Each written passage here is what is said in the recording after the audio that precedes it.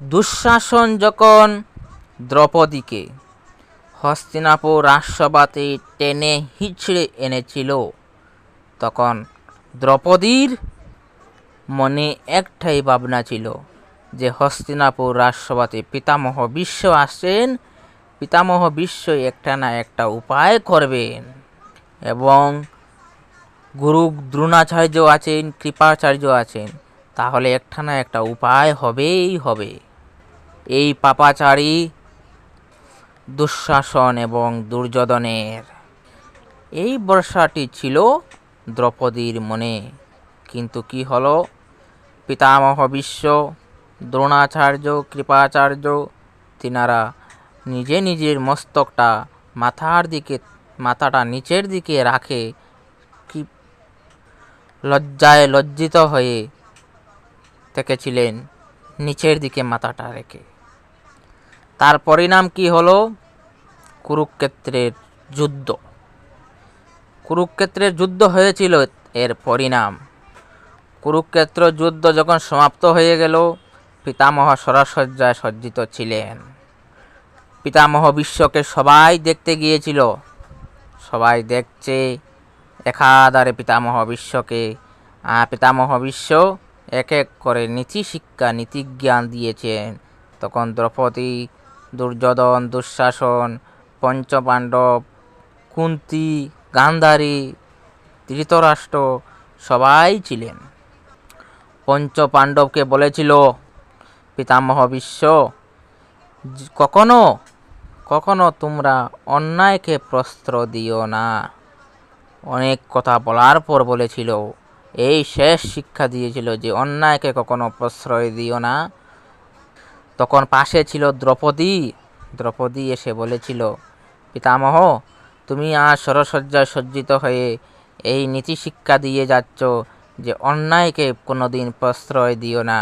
যেদিন আমাকে হস্তিনাপুর রাজসভায় উলঙ্গ করার চেষ্টা করা হয়েছিল, ল্যাংটা করার চেষ্টা করা হয়েছিল এই পাপাচারী দুঃশাসনে, সেই সময় তোমার সেই নীতিজ্ঞান কোথায় ছিল? শরশয্যায় সজ্জিত হয়ে পিতামহ ভীষ্ম বলেছিল, দ্রৌপদী সেই বিষয়ে তুমি এই কথাটা বলবে আমাকে, আমি জানি দ্রৌপদী, তাই এই কথাটি আমি বলছি, তুমি শোনো।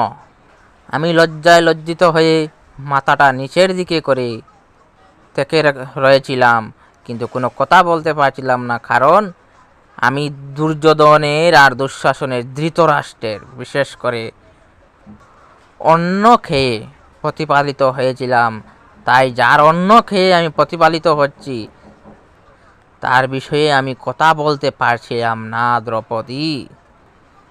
তুমি বোঝার চেষ্টা করেছ দ্রৌপদী, তাই আমি তোমাকে বুঝতে দিয়েছি এবং বলেও দিয়েছি, তুমি বুঝতে পেরেছ নিশ্চয়। এর পরিণাম তো হয়ে গেছি, তারা এর পরিণাম পেয়ে গেছি, সাজাও পেয়ে গেছি। 100 ভাইকে হারিয়ে, তারা রাজত্ব হারিয়ে তারা কেউ নেই। তার পরিণাম নিজের কর্মের ফল নিজেই পেয়ে গেছে, তুমি দেখতে পেয়েছ দ্রৌপদী। তাই ভগবান শ্রীকৃষ্ণ বলছেন, ভক্ত যদি আমাকে এতটুকু দে, আমি তাকে অনেকটা দেই। আমরা ভগবানকে দেওয়ার মতো দিতে পারছি না। কেমন করে? প্রমাণটা হচ্ছে হস্তিনাপুর রাজসভায় যখন দ্রৌপদীর কাপড় উলঙ্গ করার চেষ্টা করেছিল দুঃশাসন, তখন ভগবান কৃষ্ণকে সে আহ্বান করেছিল, হে প্রভু দয়াময়, তুমি আমাকে রক্ষা করো। ভগবান রক্ষা করেছিলেন না।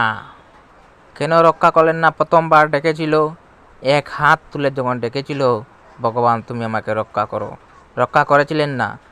যখন 2 হাত তুলে ডাকলো, হে কৃষ্ণ তুমি আমাকে রক্ষা করো, তখন এসে রক্ষা করেছিলেন। হাজার হাজার কাপড়ের কোম্পানি দিয়েছিলেন। দুর্যোধন, দুঃশাসন যত টেনেছিল, দ্রৌপদীর কাপড়ে খুলতে পারল না, কাপড় শেষ হয়ে যাচ্ছিল না, পরনের কাপড়, এত বেশি কাপড় দিয়েছিলেন আমার কৃষ্ণ ভগবান। তাই ভগবান বলছে, আমাকে এতটুকু দিলে আমি অনেকটা দিতে পারি, দেওয়ার মতো দিতে হয়। প্রথমে যখন 1 হাত তুলে ডেকেছিল তখন রক্ষা করলেন না কেন? ভগবান কৃষ্ণ বলেছিল, তখন আমি রক্ষা করছিলাম না, কারণ ওর পুরা আত্মসমর্পণ আমার প্রতি ছিল না। যখন দুনো হাত তুলে ডাকছিল তখন আমি বুঝতে পারছি ও শুধুমাত্র আমার অপেক্ষায় আছে, আমাকেই ডাকছে, তাই দুনো হাত তুলে আমাকে আহ্বান করছে, তাই আমি তাকে রক্ষা করতেই হবে। এই জন্য অনেক কাপড় দান করেছিলেন ভগবান শ্রীকৃষ্ণ।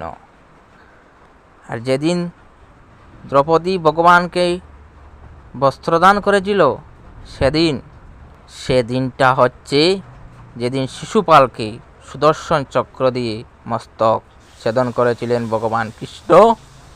সেই দিন সুদর্শন চক্রের ঘর্ষণে ভগবান শ্রীকৃষ্ণের তর্জনী আঙ্গুলটা একটু কেটে গিয়েছিল, টপ টপ করে জল পড়ছিল কাটা আঙ্গুল থেকে।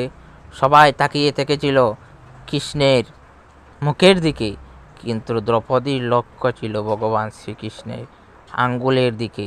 সেই দিন চট করে দ্রৌপদী নিচের আঁচল ছিঁড়ে কৃষ্ণের আঙ্গুলটাকে বেঁধে দিয়েছিল। সেই দিন হস্তিনাপুর রাজসভাতে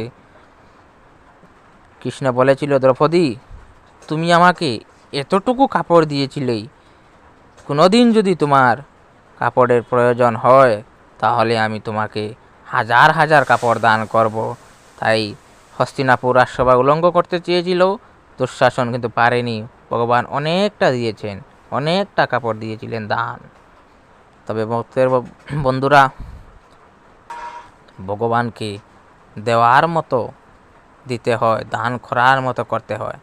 চিটিংবাজি দান করলে হবে না। দান হচ্ছে দয়া, আর দান হচ্ছে পুণ্য দান পুণ্য। চিটিংবাজি ভক্তি দেখায়, চিটিংবাজি ভক্তি আমরা দেখিয়ে যাই, কেননা নিজের খাওয়ার জন্য পাঁঠার মাংস, মুরগির মাংস, পনির, চাউমিন, বিরিয়ানি ইত্যাদি ইত্যাদি অনেক আহার আমরা আহার করি। আর ভগবানের বেলা আমরা 2 টাকার নকুলদানা দিয়ে ভগবানকে আহ্বান করি। ভগবান নকুলদানা খেতে খেতে ভগবানের সুগার হয়ে যাবে। ভগবান বলছে এভাবে সিটিংবাজি ভক্তি করলে আমাকে হবে না, কারণ ভগবান তো কথা বলেন না, তিনি দেখতে থাকেন ভক্তের ভক্তি কতটুকু আছে আর কতটুকু নিষ্ঠা আমার প্রতি আছে। তাই প্রসাদ দান কেন বলছি, দেখুন দ্রৌপদী যে বস্ত্রটা দান করেছিল আর আমরা যে প্রসাদটাকে ভগবানের কাছে দান করি বা নিবেদন করি, এই দানের মধ্যে কতটুক তফাৎ। দ্রৌপদী দান করেছিল নিজের ভক্তি সহকারে, নিজের আঁচল ছিঁড়ে বস্ত্র দান করেছিল। আর এদিকে আমরা 5 টাকার নকুলদানা দিয়ে ভগবানকে 1 সপ্তাহ পর্যন্ত দান করি।